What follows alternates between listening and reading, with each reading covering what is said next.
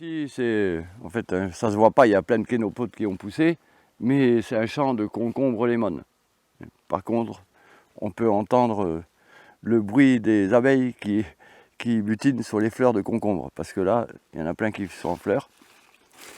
Alors ici, il y avait déjà une première... ça, c'est des concombres qui sont plus mangeables, parce que ça s'appelle concombre lemon, mais les gens qui veulent les manger, il ne faut pas attendre qu'ils soient jaunes. Parce que sinon, c'est plus mangeable. Là, c'est quasiment mûr pour les graines. Voilà. En fait, nous, on attend même que ce soit un peu molle après. Mais voilà, c'est quasiment mûr pour les graines. Et c'est plus mangeable. En fait, il faut les manger quand ils sont comme ça. Voilà, celui-là, je vais le prendre. Voilà. Là, ils sont vert blanc. À peine, il y a un tout petit morceau qui commence à devenir jaune. C'est encore bon à manger.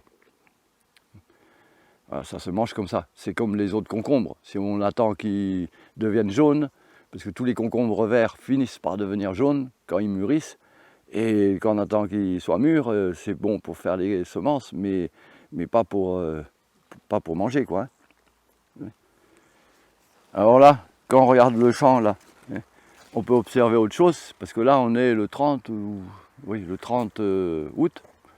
À la fin de l'été, il a plu il y a quelques jours. Et à cette époque-ci, normalement, toutes les cultures de concombres, de melons, de courges et tout ça, elles deviennent toutes blanches d'odium. Les gens sont obligés, même en bio, de mettre du soufre ou quoi, parce que et puis ça finit quand même par crever.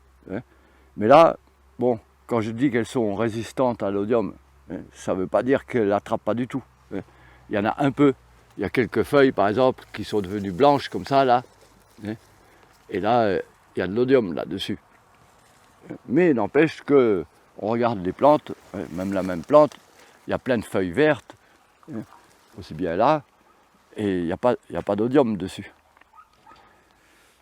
En tout cas, ça ne l'empêche pas de continuer à pousser et à produire. Et on ne fait absolument rien.